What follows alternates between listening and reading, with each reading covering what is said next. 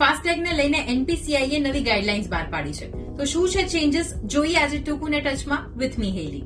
તો જેટલી પણ કંપનીઝ છે જે ફાસ્ટેગની સેવા પ્રોવાઈડ કરે છે તે લોકોએ 5 વર્ષથી જૂના જેટલા પણ ફાસ્ટેગ છે તેને ચેન્જ કરવાના રહેશે.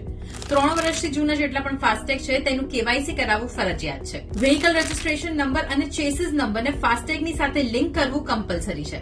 જો નવું વ્હીકલ લીધું હોય તો 90 દિવસની અંદર અપડેટેડ ફાસ્ટેગની સાથે નંબર રજીસ્ટ્રેશન કરાવી લેવું પડશે. મોબાઈલ નંબરની સાથે ફાસ્ટેગનું લિંક હોવું ફરજિયાત છે. અને રિવાઇઝડ રૂલ અકોર્ડિંગ કેવાયસી કરાવવા માટે ગાડીનો ફ્રન્ટ સાઈડનો ફોટો અને સાઈડનો ફોટો એકદમ ક્લિયર અપલોડ કરવાનો રહેશે. અને આ તમે જે ચેન્જીસ કરાવવાના છે એ ઓનલાઈન કરાવી શકશો એપ અને web portal through.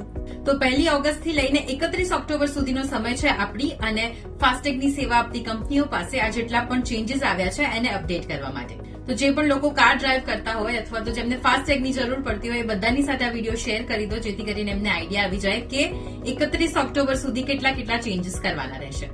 I hope કે આજનો વિડીયો બહુ જ ઇન્ફોર્મેટિવ રહ્યો હશે તમારા માટે અને આવા જ ઇન્ફોર્મેટિવ વિડીયોઝ માટે જોડાયેલા રહો ગુજરાતસમાચાર.com સાથે.